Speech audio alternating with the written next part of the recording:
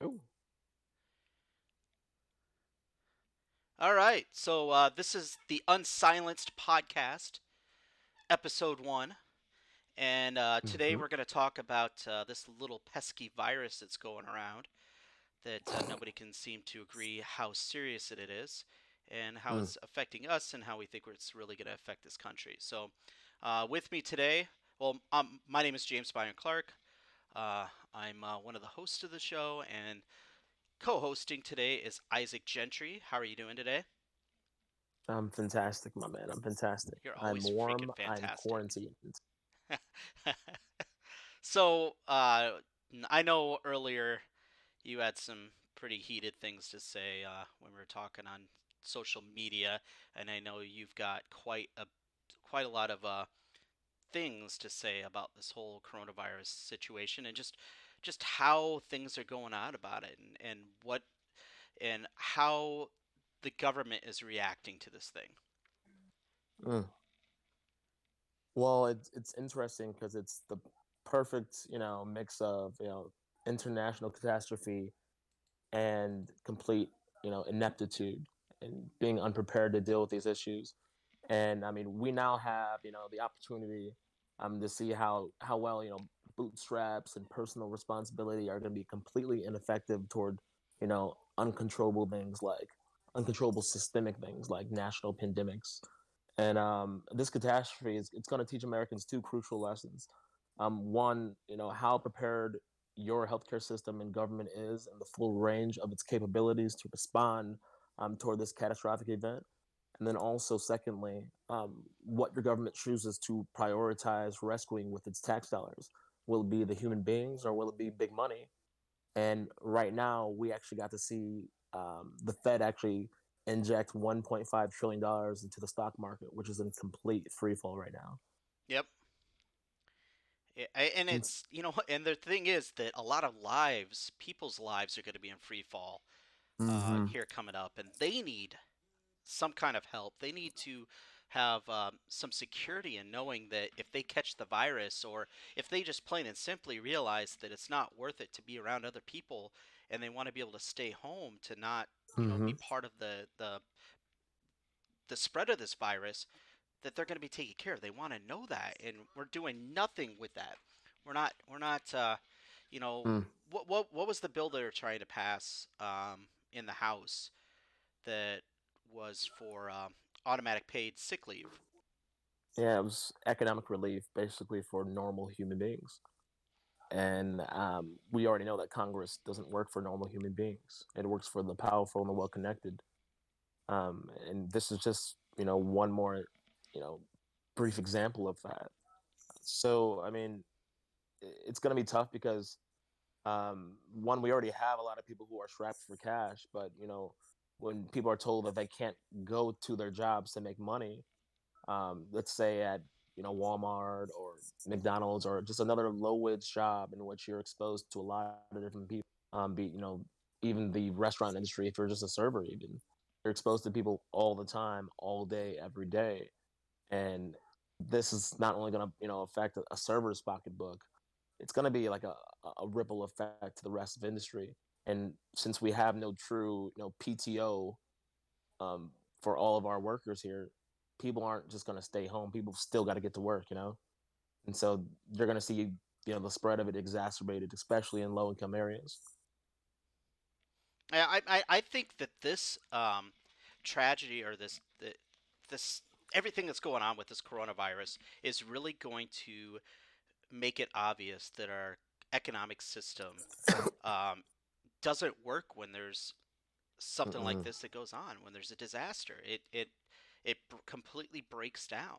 Like, I mean, every single person should be able to feel like if they're feeling even a little under the weather, they should be able to go to the doctors, and they should be able to find out if they have the coronavirus.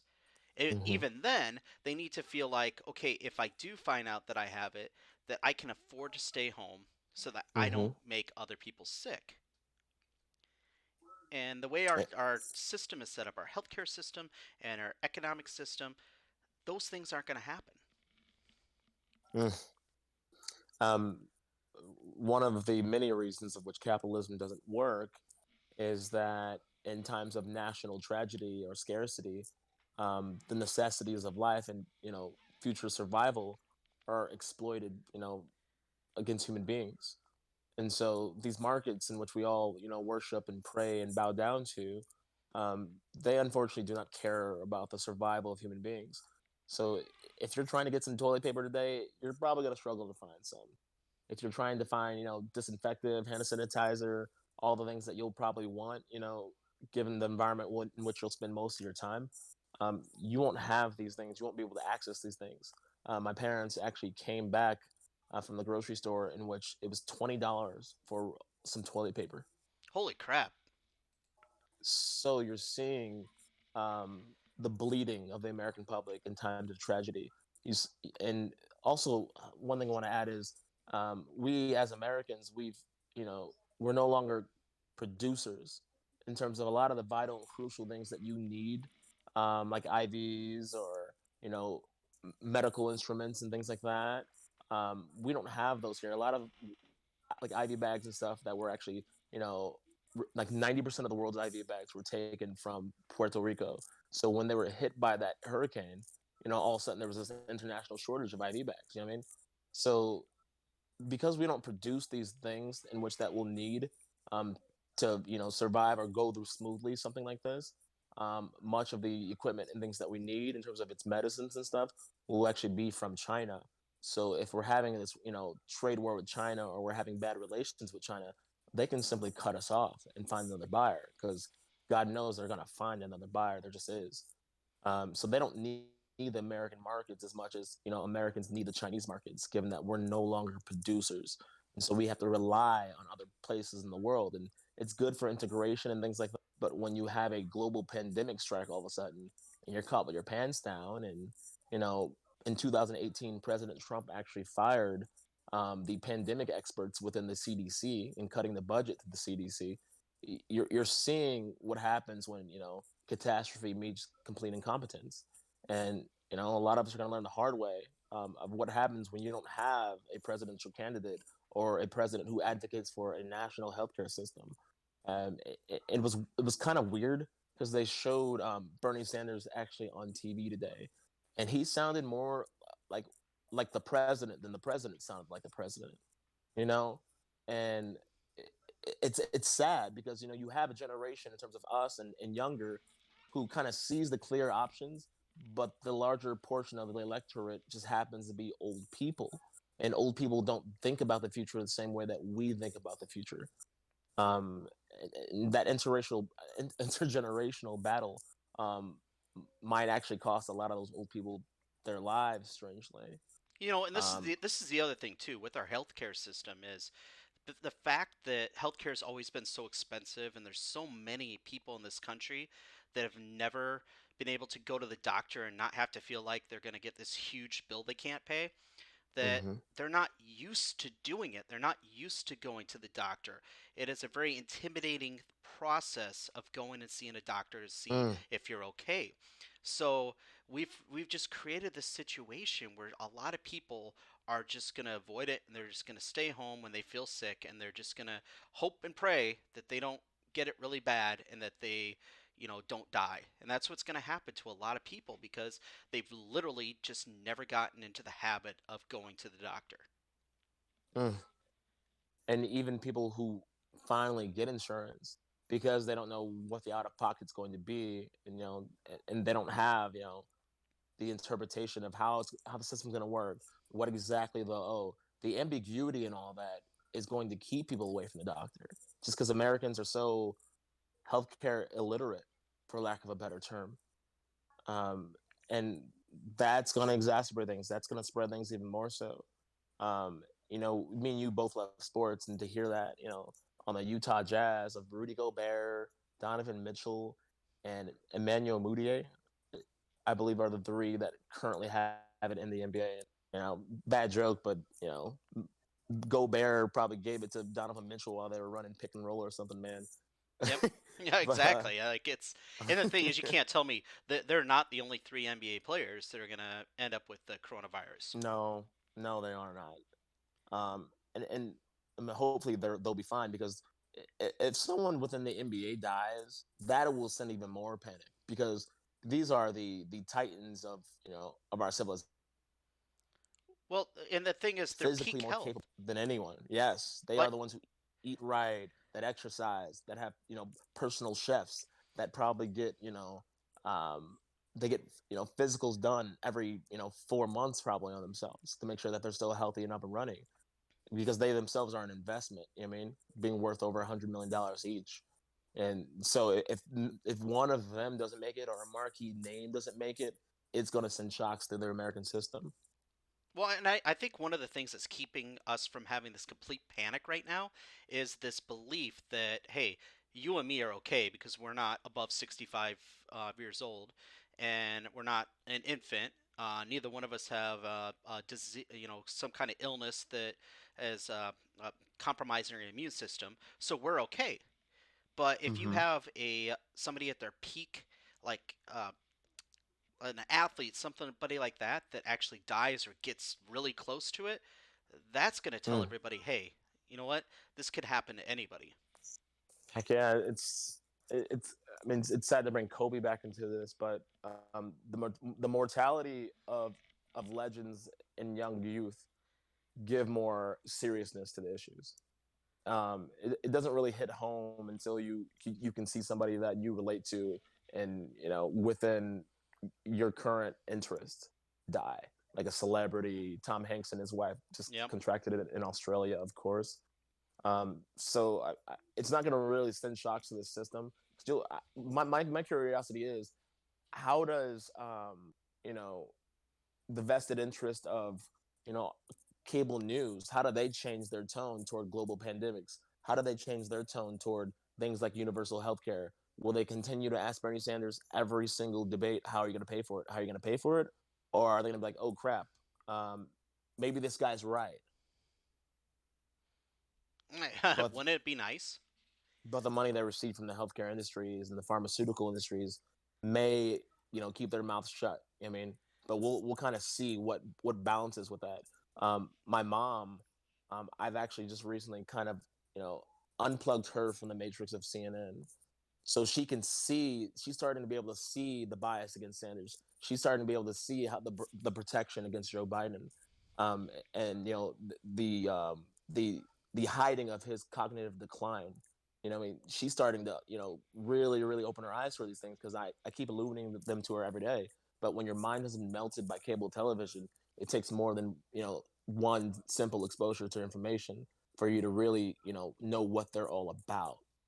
And it's just really refreshing to see that someone that old can still grow, and still change their mind on certain issues.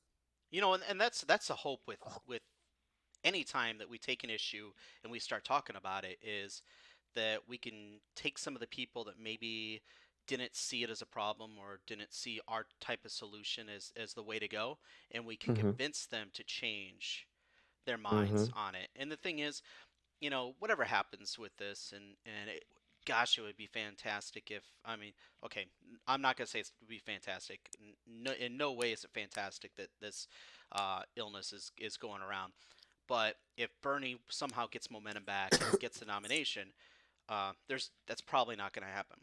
Um, our hope is that Biden will completely understand this, that it will get into his head that he needs to be able to say, yes, if I when I'm elected president, that I will push for universal health care, and to And feel I, like I he's just going to don't see have the that, man. backing.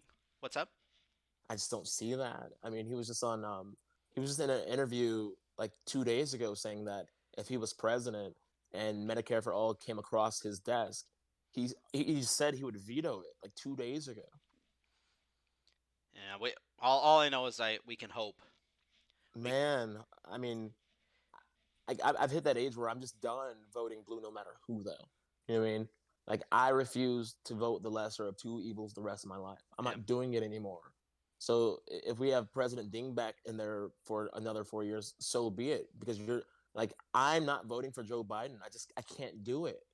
Like, nothing about this guy's record, nothing about his rhetoric says that he's going to do anything different. I mean, there was leakings of who his presidential cabinet would look like, and I think Jamie Dimon was going to be Secretary of Treasury. I believe he was going to select Mayor Bloomberg as the head of the World Bank. Like the fix is in, man, and he's going to continue to put these criminals in positions of power to run over our entire lives. I mean, we And I'm don't just need any more billionaires in high yeah, positions of power within our government. oh, I mean because they already do fund everything, they're in positions of power whether they're in positions of power or not. You know what I mean? Because they do fund Biden's campaign and Trump's campaign, even when they're not in positions of power, who they put in positions of power will be there because the influence they have on the system. You know, so the remarkable thing about Bloomberg is you got to see the billionaires actually take out the middleman and say, you know what, bleep this. We just need to get our hands on this and do it ourselves. You know what I mean? And it's not going to be any different with a Joe Biden cabinet or a Trump cabinet. Like, sure, we'll have horrific, you know, Supreme Court decisions for the next, generation or so. But I mean, the reality is, how much power does the Supreme Court really have when mass movements really have the most of the power? That's what really needs to happen is mass movements. And whether Bernie succeeds or not, that energy that has been built up and galvanized over the last few years, it can't disappear. It needs to be channeled in another direction. And the thing is, I thought we had hit rock bottom enough to where the progressives would rise up, the youth would rise up and actually get involved this time around. And gosh, it's just not looking like it right now, and it's kind of No, depressing. and we do have a 2 hour debate in which you can already see the DNC working its magic to protect Joe Biden. Um, Not only did they change the debate rules, because actually Tulsi Gabbard actually qualified for this debate, and they changed the rules so she couldn't make it in. Um, but what's going on is they also changed the rules for Bloomberg to be able to be on the stage. So Like, just how did that work? because they can change the rules whenever they want to for whomever they want to, and CNN's not exactly going to illuminate these things and inform the Democratic voter of what's going on because they're all part of the same team. They're all part of the same Democratic establishment. The more interesting though thing here is we do have a debate on Sunday, and like Joe Biden is, he can't stand on a stage and communicate and articulate coherent thoughts for a 2 hour period. So what they're going to do to protect Joe Biden, they changed the rules in which there will no longer be moderators asking direct questions to the candidates, to contrast themselves. What's going to happen is you will now have basically the audience asking questions for 2 hours instead. So they changed the rules from a debate of head to head, me versus you, to something more similar to a town hall. And this is all to protect Joe Biden. Make no mistake about it. The more that he has to talk, the more that he's going to be in trouble. And that's one of the failings of the Sanders campaign is they're too nice. They will not get dirty. You know what I mean? When you need to get dirty. Questioning Joe Biden's cognitive, strength is a legit concern. And for someone within the Sanders campaign not to try to illuminate that, they're already going to make you the bad guy as the media anyway.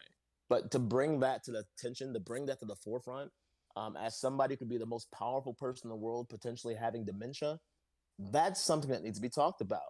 Yep. But you have to go to social media or you have to go to YouTube to be able to find clips like this because these are the same clips that CNN will be hiding from you. I mean, they'll never talk about these things. Like, what do you think it's going to take for people to wake up? Like, for this whole thing to change, for us to actually be able to get progressive candidates to gain traction, so we could get some changes made in this country that we need to have made.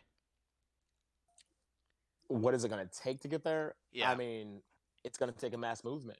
I mean, power will never concede anything. And what CNN or oil industries or any real high concentrations of wealth and power have taught you is that unless the world is going to explode, nothing will change their behavior. Nothing. Not the lives of their grandchildren, not the air that they will breathe eventually. Nothing will change that. So when we talk about change in the country of America, the only thing that creates change is when mass movements put pressure on the system from the outside. When you have, 2 million people, rattling the cages of the White House doors and outside, that's the only time you're going to shake the foundation of power to get it to change the way you want to. That's the only way you're going to get the Iraq war to end. That's how you got the Vietnam war to end. It's because there was enough pressure from the outside. I mean, that's how you got civil rights, because there was enough pressure on the outside. It is mass movements of clear objectives that change this country, not, who you happen to vote for president. Well, and this is the other thing too. Uh, we as human beings tend to only focus on things that are immediate. It's kind of like this coronavirus thing. Like everybody's freaking out about it, and people are buying up toilet paper and hand sanitizer and all that stuff because they don't want Mm-hmm. to get sick and die right now. Yet, all these same people, myself included, eat really unhealthy diets that are slowly killing us. But Mm-hmm. it's harder to change those habits because we don't look at the future as something that we need to worry about. Mm-hmm. For real. I mean, it's something that we do, like entire generation does, because we're not, science climate deniers. But the reality is, half of the American political establishment doesn't believe in climate change. Like the Republican Party doesn't believe in climate change.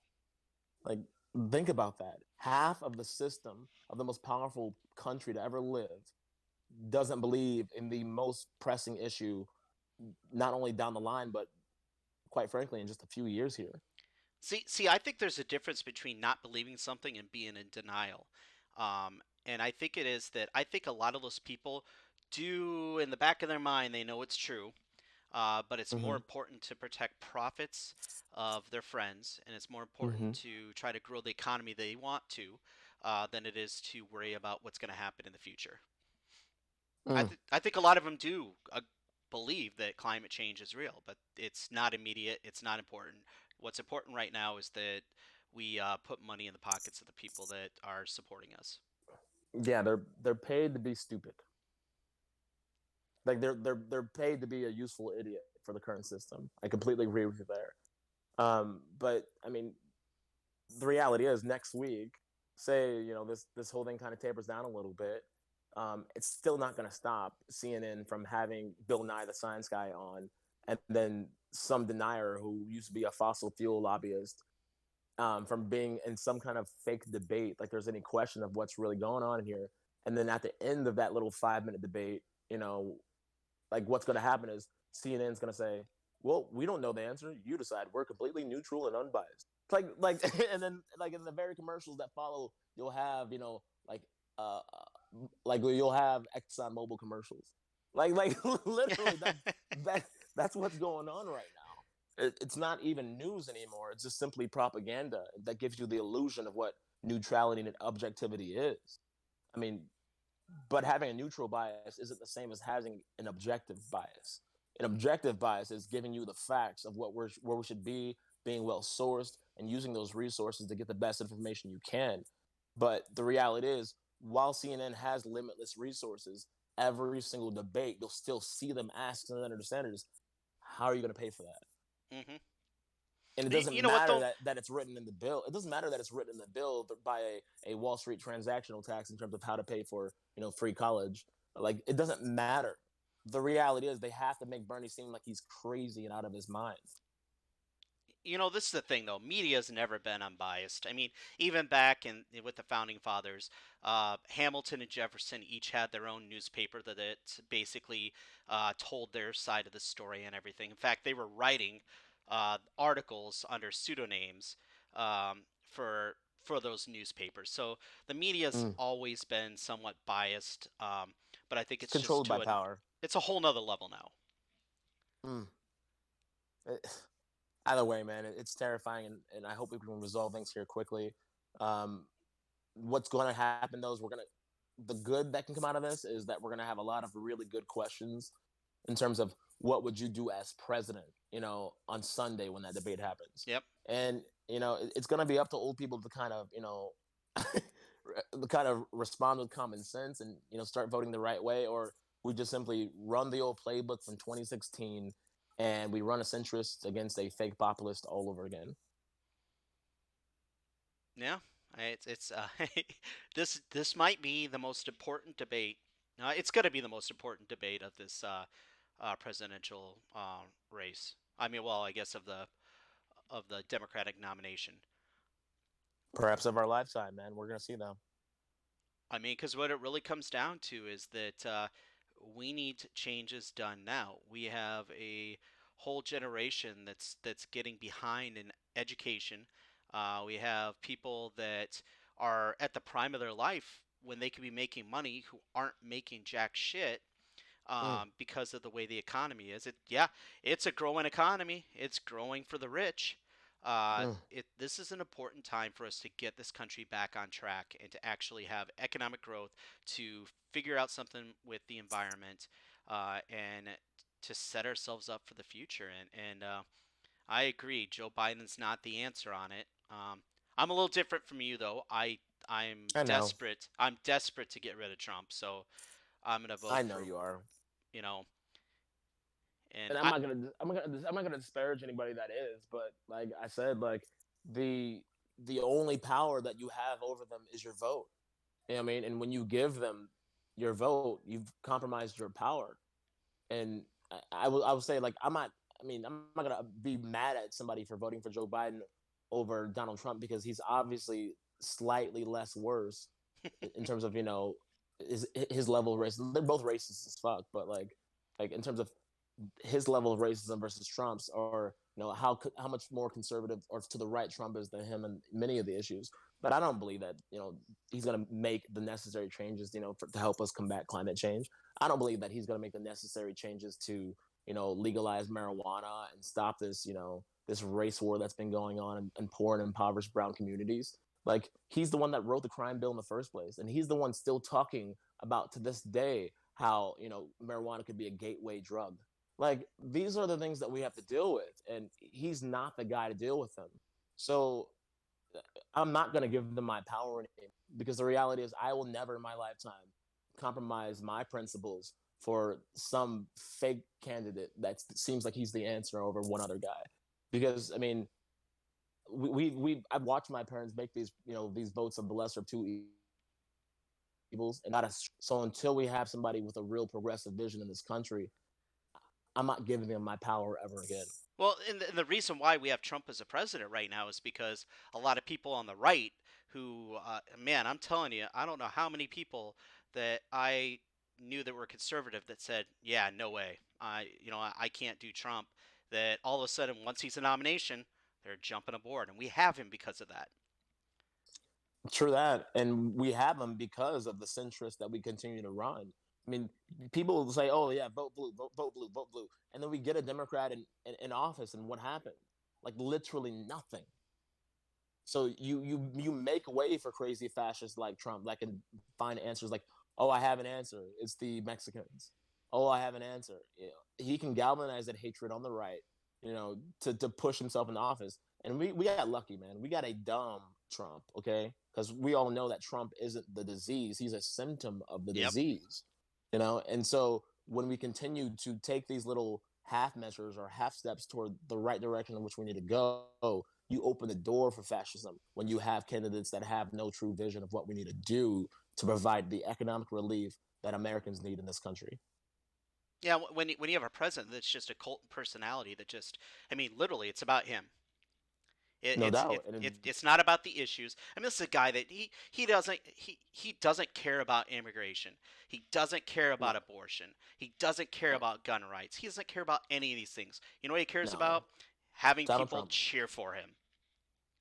Yes, Attention. yes. I mean, but he cares about Donald Trump. Yes. He loves him some Trump. Yeah, dude, it's sick that I feel so sorry for the people that bought into his shit because I know a lot of really, really, really good people that are Trump supporters, and I understand. I've always said this. I believe that to have a well balanced country, you need conservatives and you need progressives. Conservatives keep things a little bit steadier so it doesn't go to chaos. Progressives move things forward when they work together to be able to keep it from going way too far or another, we can move forward without it becoming completely chaotic. I think that in a society you need both. I would prefer that we have a higher percentage of progressives. Um, so I understand my friends that are conservative. What I don't understand is how they think Trump is conservative, because he's not. Mm, He's a loudmouth. He's a carnival barker. He's a mm. toddler.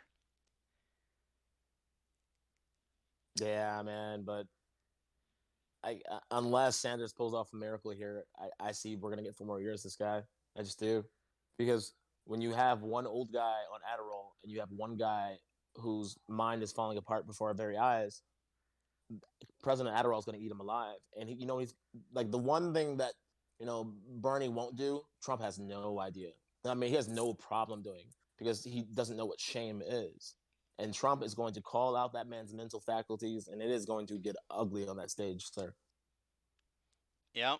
No, if nothing else, we will be able to be entertained as the world burns, because Oh my God. it's gonna be just pitiful. But hey, you know what though? Biden can have a great slogan. He could be like, I'm less awful than Trump.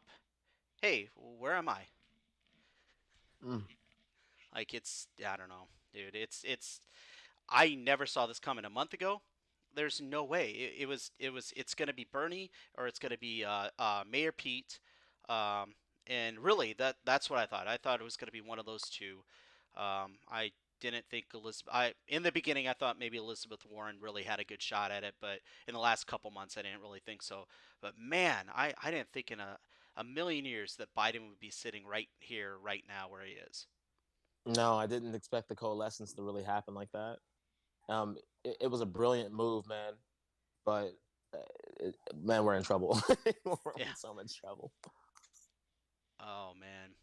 Um, okay, so in the Unsilenced, on the show, we're gonna cover all kinds of things, and it's gonna and on the thing I have progressive politics, pop culture, and sports, but it's I want everything when we talk about it for it to be a deeper dive. So we're not gonna say who's the best shooting guard of all time. It's gonna be like we just talked about, like how the coronavirus is affecting sports and stuff like that. With pop culture, it's Mm. gonna be how we can look at pop culture in a way that helps us explain, um, you know, the life, the world we're living in. So, and I don't know. Honestly, I feel like Joe Biden right now because I have no clue where I was going with that. But are there any other things that you want to discuss tonight? I mean, I think we hit on the heaviest one right now, man, and that's kind of just that'd be a good place to close it up here. No, I totally agree. So, we will do this again soon. We hope that if anybody does watch this, which please, hopefully somebody does, make sure you subscribe to the channel. We'll hopefully get some other guests on here so we can have maybe more voices involved in this. But either way, I thought that went absolutely fantastic, Mr. Isaac. Hey, So hey, bro, if you need me, I got you for $20 a roll, baby. If you need me. what's absolutely. All right. I think that's it for the evening, though, and it's great having you on, Isaac, and everybody have a great evening. You as well, bro. All right. Peace.